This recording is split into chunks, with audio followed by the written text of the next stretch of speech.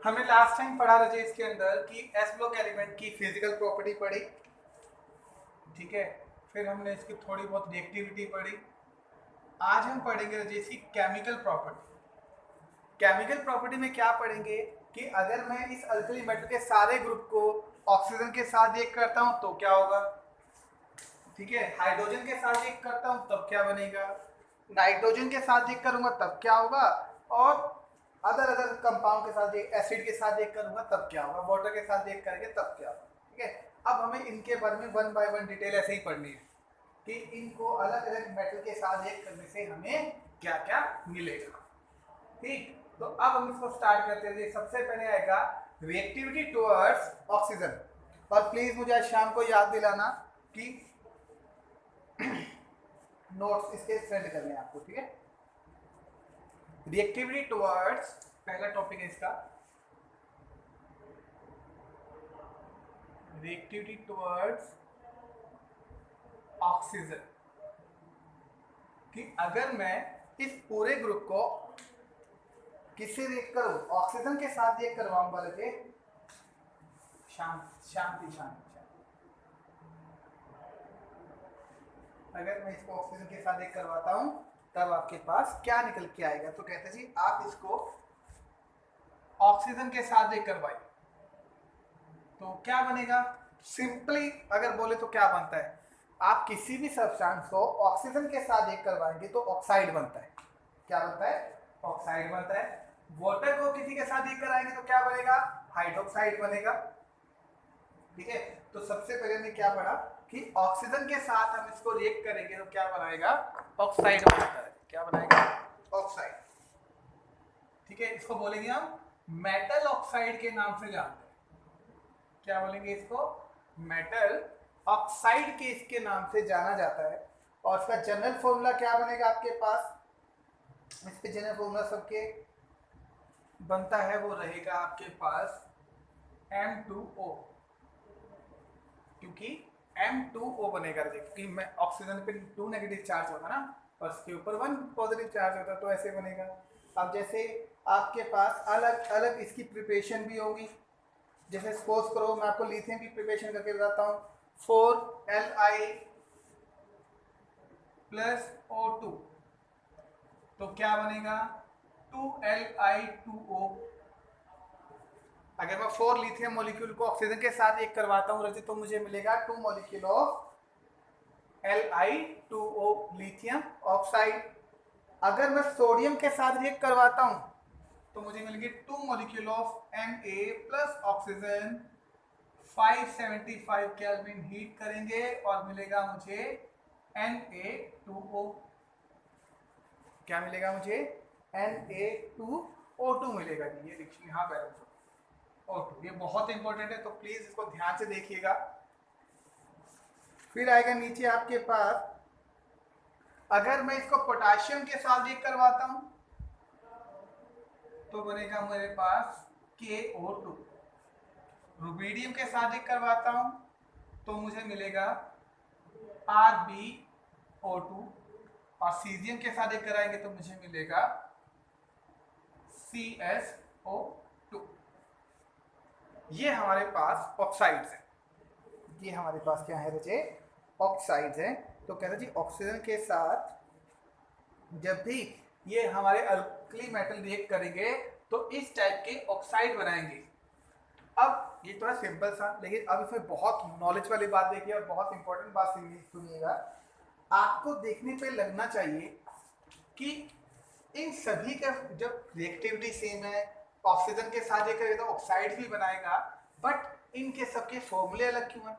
ये 2Li2 है तो ये Na2O2 क्यों बना, ये KiO2 क्यों बना, ये तीनों सेम ही है। ऐसा क्यों हुआ, ऐसा क्यों हुआ वो देखिएगा। आपको पता है ऑक्साइड भी जनरली जब ऑक्सीजन के साथ कोई भी कंपाउंड बनाता है तो जनरली वो 3 टाइप के ऑक्साइड बनाता है। कितने टाइप के ऑक्साइड बनाएगा वो, 3 टाइप के ऑक्साइड बनाएगा रजिए। और वो ऑक्साइड कौन कौन से होंगे, एक ऑक्साइड का नाम होगा रजिए सिंपल ऑक्साइड बोलते हैं, एक होता है ऑक्साइड, एक होता है पर ऑक्साइड, और एक होता है सुपर ऑक्साइड। आधे बच्चे +2 पास कर जाते हैं पर उनको ये समझ नहीं आता कि ऑक्साइड कौन सा होता है, पर ऑक्साइड कौन सा होता है, सुपर ऑक्साइड कौन सा होता है। इसलिए प्लीज इसको ध्यान से समझिएगा।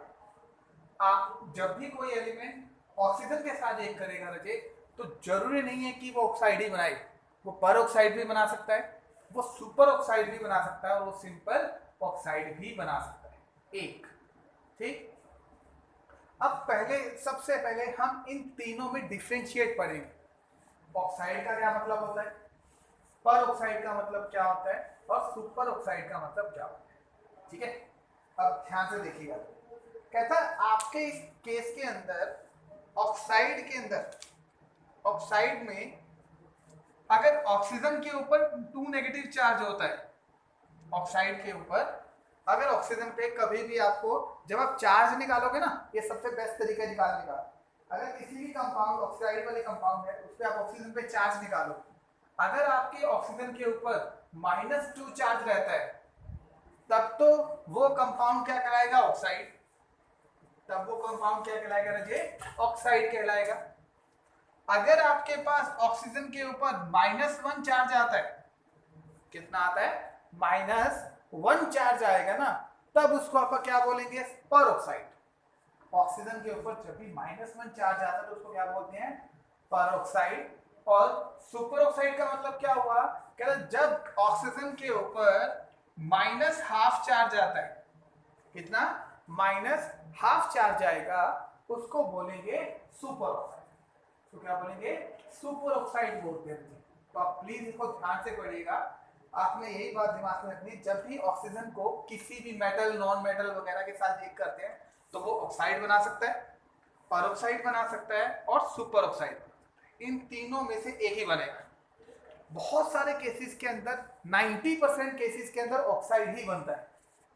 90% केसेस के अंदर ऑक्साइड ही बनेगा रजे।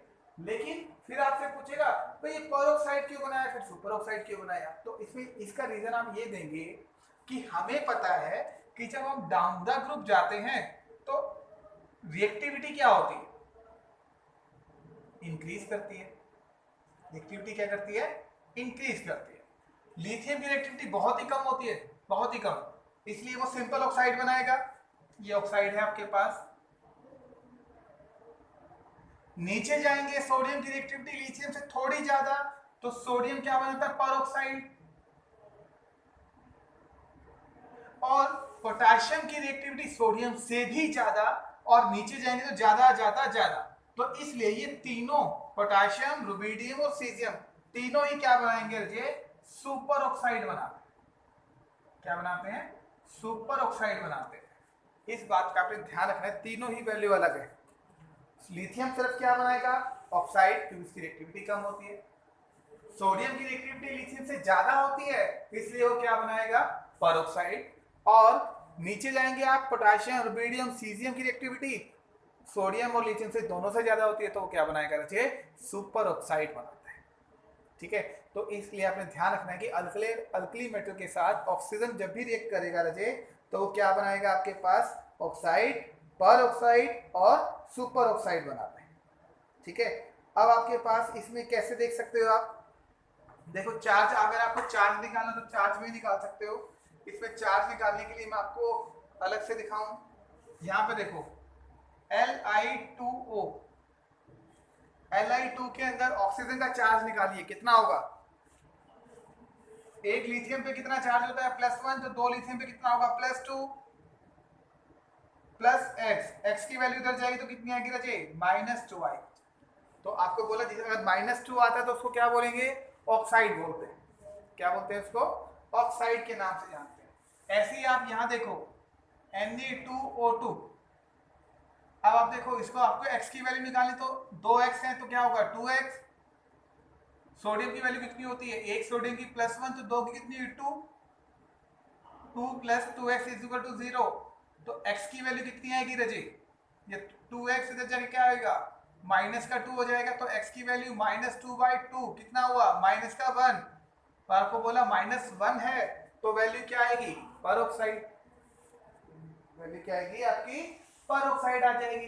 फिर आ जाओ जी सुपर ऑक्साइड के अंदर। सुपर ऑक्साइड में क्या होगा कि A2 अब आप खुद देखो ये 2x है इज इक्वल टू 0 प्लस 1, एक ही पोटेशियम है, रुबीडियम ऑक्साइड एक ही बात है। तो कितना आएगा देखो 2x माइनस का 1, x की वैल्यू क्या आएगी -1/2, क्या आएगा माइनस का हाफ, तो ऐसे आपने ध्यान रखना है। Potassium rubidium caesium super oxide बनाते हैं क्योंकि इनकी रिएक्टिविटी बहुत ज्यादा होती है। सोडियम है पर ऑक्साइड बनाता है, और ऑक्साइड है जो लिथियम बनाता है जिसकी रिएक्टिविटी बहुत ही क्या होती है, कम होती है। ठीक है, तो आपने इस बात को ध्यान में रखना है। नेक्स्ट है जी आपके पास रिएक्टिविटी टुवर्ड्स हाइड्रोजन। ये ऑक्सीजन की रिएक्टिविटी हो गई, तो अब हम पढ़ेंगे रिएक्टिविटी टुवर्ड्स हाइड्रोजन। हाइड्रोजन के साथ रिएक्टिविटी करेगा तो क्या बनाएगा, हाइड्राइड बनाता है। ये बात हमेशा ध्यान रखिएगा, हाइड्रोजन के साथ जब भी कोई एलिमेंट रिएक्ट करेगा तो क्या नाम होता है, जनरली इसका हाइड्राइड के नाम से जानते हैं। अब देखिए लिथियम, सोडियम, पोटेशियम, रुबीडियम और सीजियम, इन सभी को मैं हाइड्रोजन के साथ रिएक्ट करूं तो क्या बनाएगा, कहते जी आपके पास LiH, NaH, KH, RBH और CSH। Lithium hydride, sodium hydride, rubidium hydride, potassium hydride और सीजियम हाइड्राइड के नाम से जाना जाता है। ठीक है, अब आपके पास इसमें क्या रहेगा, आप इसमें देखो, इसमें बोलेगा आपके पास जो हाइड्रोजन की रिएक्टिविटी है वो डाउन द ग्रुप जाएगी तो क्या होती है, डिक्रीज होती है। वो डाउन द ग्रुप जाएगी तो क्या होगी, डिक्रीज होती है। ठीक है, तो ये इसमें हमेशा हाइड्रोजन की रिएक्टिविटी डाउन द ग्रुप क्या जाएगी, तो डिक्रीज होगी। Reactivity of hydrogen towards alkali metal goes decreases. ये हमेशा क्या होगी, डिक्रीजेस होते चली जाएगी नीचे की ओर वैल्यू। फिर इसमें आपको पढ़ने को मिलेगा कि आपके पास जितने भी हाइड्राइड्स हैं they have the strong reducing agent, सारे के सारे स्ट्रॉन्ग रिड्यूसिंग एजेंट होते हैं। और डाउन द ग्रुप जाओगे तो इनकी रिएक्टिविटी क्या हो जाएगी, इंक्रीज करती चली जाती है। इनकी रिएक्टिविटी क्या करती चली जाएगी, इंक्रीज करती चली जाएगी। ठीक है, एक तो ये हो जाएगा।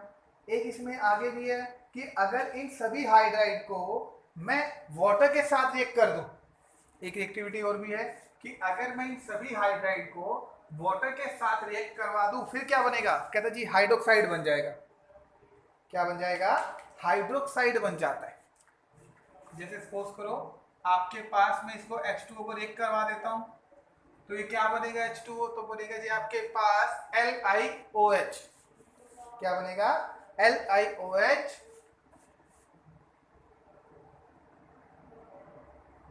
प्लस हाइड्रोजन गैस रिलीज होगी। ऐसे इसमें NaOH बन जाएगा प्लस हाइड्रोजन गैस रिलीज होगी KOH,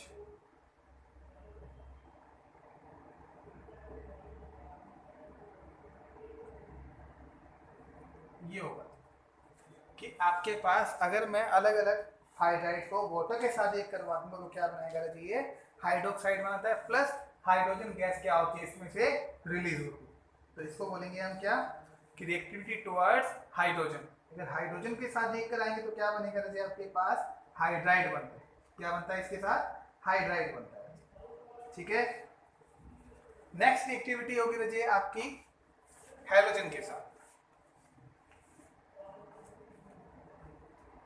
अगर मैं इन सभी को हैलोजन के साथ रिएक्ट करवा दूं फिर क्या बनेगा, अगर मैं सारे ग्रुप को हैलोजेंस के साथ रिएक्ट करवाएं तो कहते जी क्या बनेगा, वो देखिए जैसे लिथियम, सोडियम, पोटेशियम, रुबीडियम और सीजियम, ये आपका ग्रुप हो गया।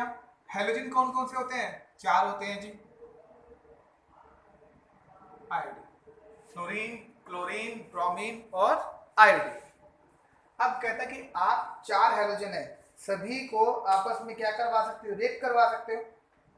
ठीक है, आप जब रिएक्ट करवाओगे तो अलग अलग फॉर्मूला बनेगा। अलग अलग फॉर्मूला बनने से क्या बनेगा जी आपके पास, थोड़ा सा देखिए। कहता जी आपके पास, ध्यान दीजिएगा, मैं फ्लोरीन को एक रिएक्शन करवाता हूं, मैं फ्लोरीन को रिएक्ट करवा के दिखाता हूं जी आपको कि फ्लोरीन को, अगर ये फ्लोरीन इन सभी के साथ रिएक्ट करेगा तो क्या बनाएगा, LiF,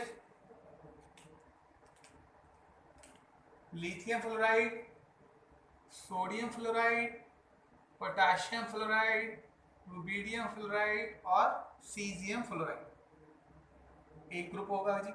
ऐसे क्लोरीन को भी रिएक्ट करवा सकते हैं हम, तो क्या बनाएगा, lithium chloride, sodium chloride, potassium chloride, rubidium chloride, caesium chloride. Bromine को भी करवा सकते हैं हम, तो बनेगा lithium bromide, sodium bromide, KBr, RBBr, caesium bromide. फिर lithium iodide, sodium iodide, potassium iodide, rubidium iodide और सीजियम आयोडाइड। तो कहते हैं कुल मिला के आपके पास इतने प्रोडक्ट बनते हैं, क्योंकि 4 हेलोजन होते हैं। एक हेलोजन को अगर मैं इन सबके साथ एक करवाता हूं तो आपके पास क्या बनेगा, 20 बनेंगे जी, 4 16 नहीं बनेंगे, 20 बनेंगे। तो एक हेलोजन 5 के साथ रिएक्ट करेगा तो 5 कंपाउंड, तो ईच हेलोजन के हो गए, तो ऐसे 4 है तो कितने हो गए, 20 हेलोजन हो जाएंगे। कितने हो जाएंगे, 20 हेलोजन हो जाएंगे। The reactivity of alkali metal toward a particular halogen as we move down the group from lithium to cesium due to decreases in ionization energy। इसका मतलब क्या हुआ रे, कहता है आपके पास जो ये मेटल है, जैसे कहता है कि आपके मेटल की रिएक्टिविटी डाउन द ग्रुप ज्यादा है तो क्या करती है, इंक्रीज करती है। डाउन द ग्रुप जाएगी तो क्या करेगी, मेटल की रिएक्टिविटी डिक्रीज करेगी। जैसे सपोज करो ये फ्लोरीन हमने मान लिया, फ्लोरीन पहले लिथियम के साथ रिएक्ट करता है, सोडियम के साथ, पोटेशियम के साथ, रुबिडियम के साथ और सीजियम के साथ, ठीक है। तो बोलता है कि जब फ्लोरीन लिथियम के साथ रिएक्ट करेगा ना तो उसकी रिएक्टिविटी थोड़ी कम, सोडियम के साथ थोड़ी ज़्यादा, पोटेशियम के साथ और भी ज़्यादा, रुबिडियम के साथ और भी ज़्यादा और सीजियम के साथ और भी ज़्यादा। यानी कि मेटल की रिएक्टिविटी किसी भी हेलोजन के जब रिएक्ट करवाओगे ना तब वो बढ़ती है।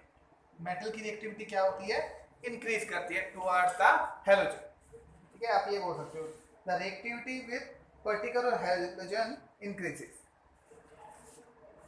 ऐसे लिख लीजिए यहाँ पर, रिएक्टिविटी ऑफ पर्टिकुलर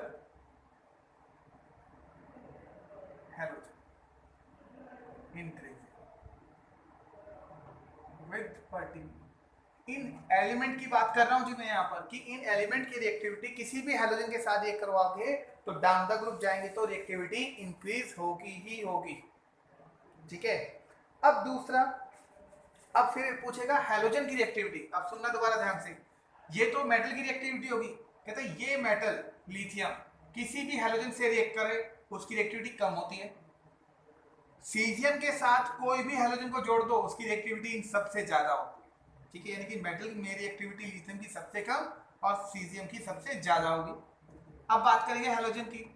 हेलोजन जब ये फ्लोरीन सबके साथ रिएक्ट करता है तो रिएक्टिविटी सबसे ज्यादा होगी फ्लोरीन की, और आयोडीन जब इन सभी के साथ रिएक्ट करेगा तो उसकी रिएक्टिविटी क्या होती है, कम होती है। तो इसका मतलब क्या हुआ, फ्लोरीन की रिएक्टिविटी सबसे ज्यादा होती है और आयोडीन की रिएक्टिविटी सबसे कम होती है।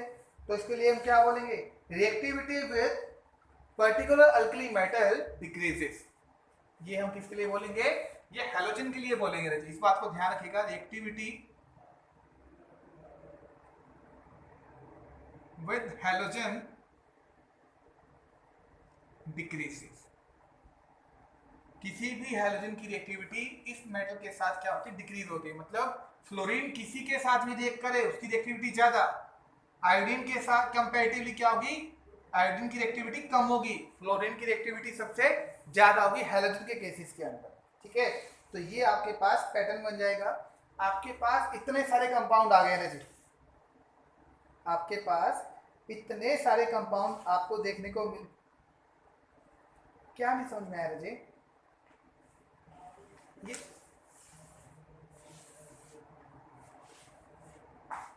अच्छा कोई दोबारा सुनो, दोबारा देखो। ये आपको बोलता है कि पहले हम मेटल की बात करते हैं। मेटल में सबसे ज्यादा रिएक्टिविटी किसकी होती है, ऐसे समझो इसको, सारा कुछ छोड़ो। हम बोलेंगे अल्कली मेटल में सबसे ज्यादा रिएक्टिविटी होती है सीजियम की, ठीक है। और सबसे कम रिएक्टिविटी किसकी होती है, लिथियम की। तो हम बोलेंगे ना कि लिथियम की रिएक्टिविटी सबसे कम और सीजियम की सबसे ज्यादा।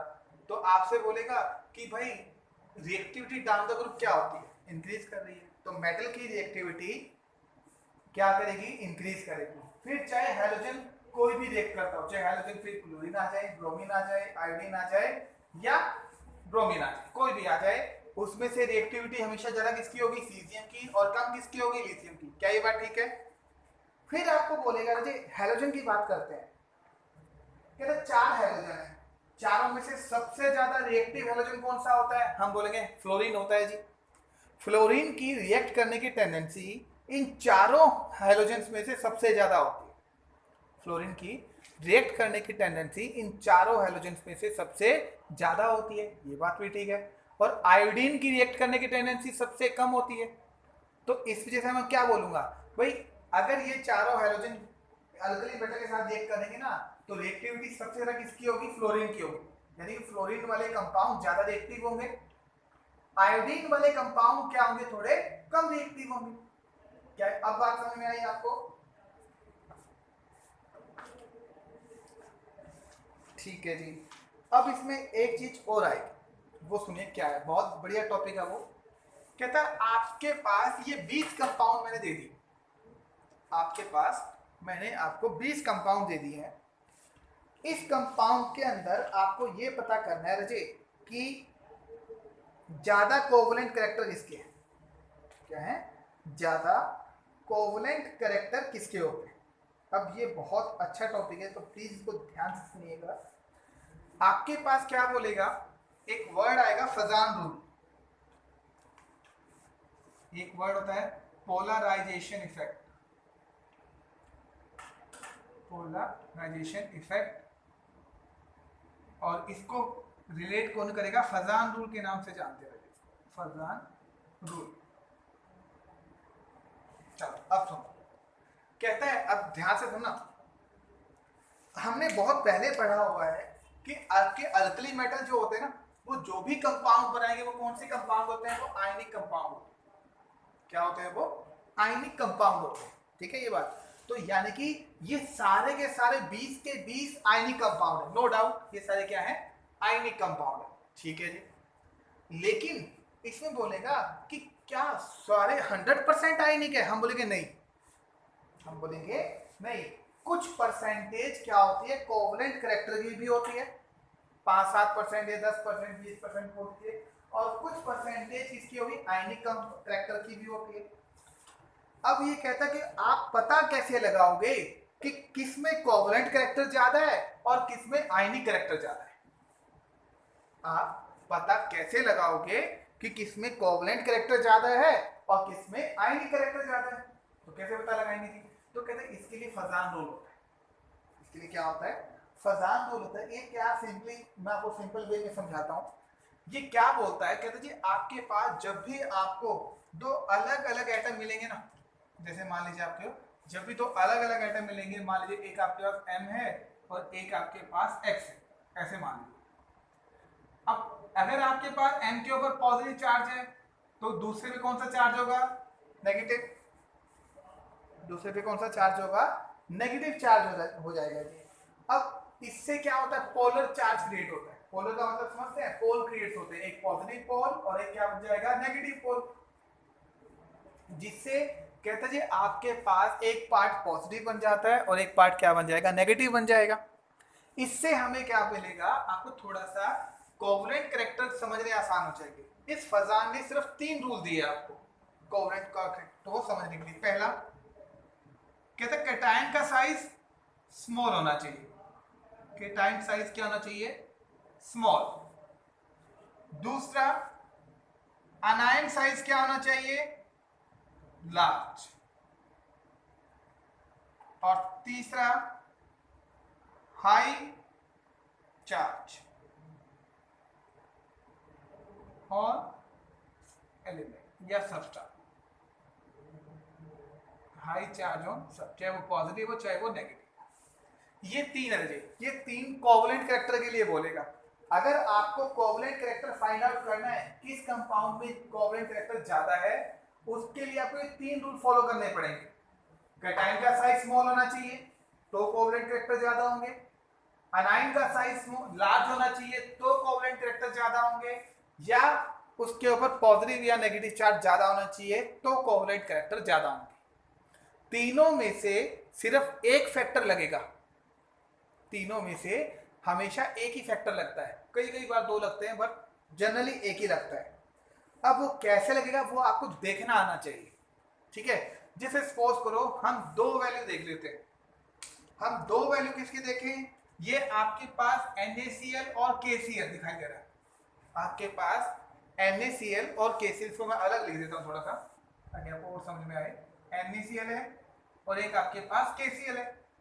अब आपसे पूछ लिया कि बताओ इसमें से कोवलेंट कैरेक्टर ज्यादा किसके होंगे, कोवलेंट नेचर का कौन है, इसमें कोवलेंट कैरेक्टर ज्यादा किसके होंगे, हमें ये बताइए। तो आप क्या बताओगे। अब आप देखो इस फजान रूल को हमेशा याद रखना, बहुत काम का, बहुत ही काम का है। इसके अकॉर्डिंग कैटाइन का साइज देखते हो। अब इसमें आप पहले चार्ज लगा दो, इसमें हमें पता है पॉजिटिव चार्ज, इस पे नेगेटिव, पॉजिटिव और नेगेटिव, ठीक है। अब आप ये देखो इसमें से अनाइन, कैटाइन और चार्ज, चार्ज सबसे पहले नीचे से चलते हैं। चार्ज आप चार्ज के अकॉर्डिंग डिफरेंस निकालोगे तो नहीं निकलेगा, क्योंकि सब पे एक वन नेगेटिव वन पॉजिटिव है, डिफरेंशिएट नहीं कर सकते हो आप। फिर आप अनाइन को देखो, दोनों केस के अंदर अनाइन कौन है, सेम एटम है, क्लोरीन क्लोरीन है, तो उसका साइज तो दोनों केस में सेम होगा, Cl नेगेटिव। ये बात क्लियर हुई। तो कहते जी आपके पास क्लोरीन क्लोरीन है, दोनों ही क्लोरीन है तो साइज भी सेम ही होगा, तो कहते जी आप ना तो थर्ड फैक्टर यूज कर सकते हो ना सेकंड फैक्टर। अब कहता है कैटाइन का साइज चेक करो।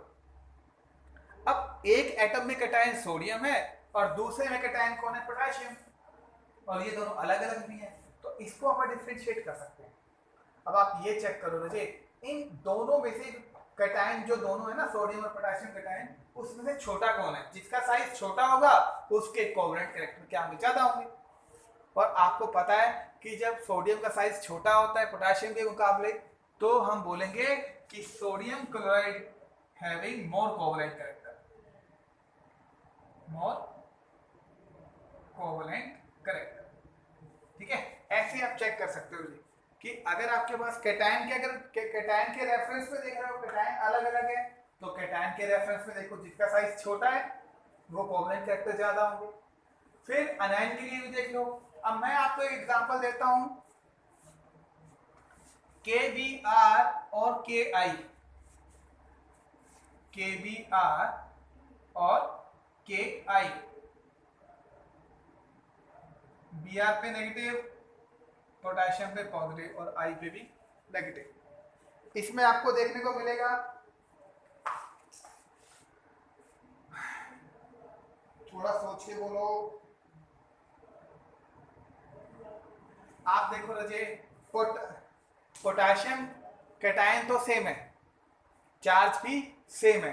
अब अनायन अलग अलग है, एक है ब्रोमीन एक है आयोडीन, तो ये बोलता है अनायन का साइज लार्ज होना चाहिए, अनायन का साइज क्या होना चाहिए, लार्ज होना चाहिए, तभी कोवलेंट कैरेक्टर बड़े ज्यादा होंगे।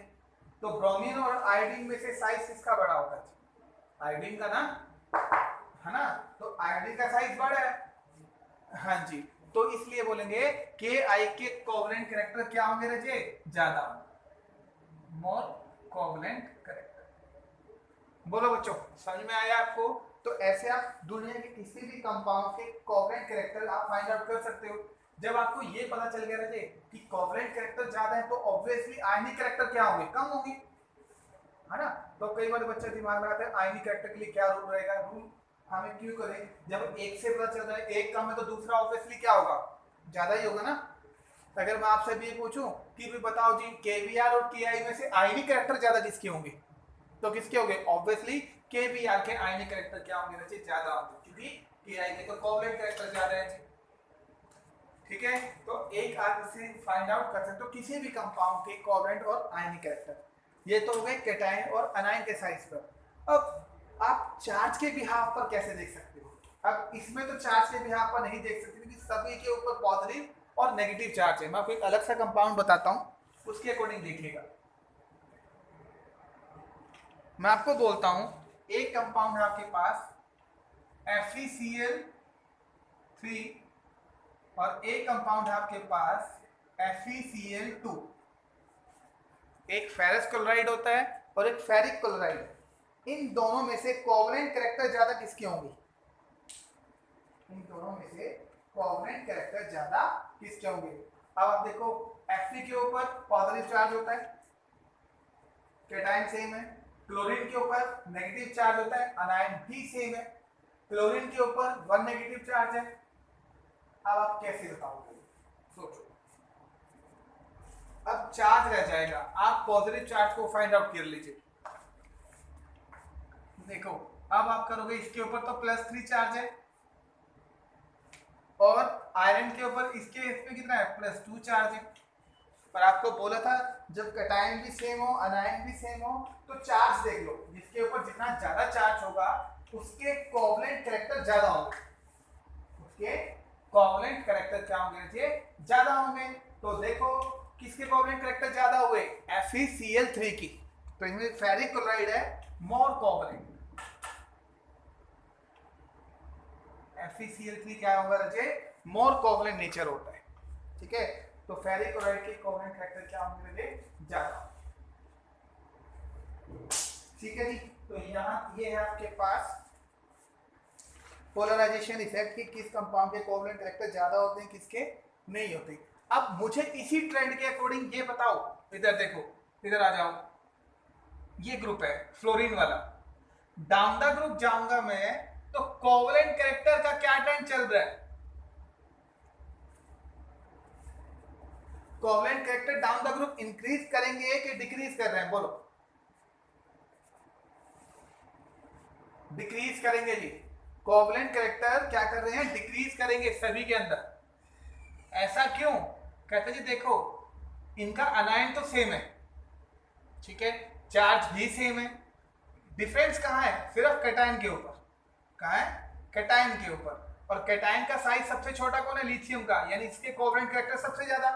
नीचे साइज बढ़ रहा है और साइज कैटायन का साइज बढ़ेगा तो आयनिक कैरेक्टर बढ़ते हैं। हमें क्या दिया? कैटायन का साइज छोटा होना चाहिए, उसके कोवलेंट कैरेक्टर ज्यादा। तो सबसे ज्यादा किसके होंगे? लिथियम के कोवलेंट कैरेक्टर सबसे ज्यादा। और नीचे जाएंगे तो कैटायन का साइज बढ़ रहा है, इसलिए covalent character down the group जाते हैं तो क्या होता है? इंक्रीज करेगा। क्या होता है? इंक्रीज करेगा। ठीक है, एक ये ट्रेंड बन सकता है। दूसरा, आप लेफ्ट टू राइट चले जाओ, इधर लेफ्ट टू राइट। अब कोवलेंट कैरेक्टर क्या होंगे? अब देखो आपका कैटायन बिल्कुल सेम है, अनायन इंक्रीज करता है, पर आपको पता है अनायन इंक्रीज करेंगे तो कोवलेंट कैरेक्टर क्या करेंगे? इंक्रीज करेंगे। तो डाउन द ग्रुप जाएंगे तो कोवलेंट कैरेक्टर क्या करते हैं? डिक्रीज। और इधर जाएंगे तो कोवलेंट कैरेक्टर क्या करेंगे रजे? इंक्रीज। बात समझ में आती है?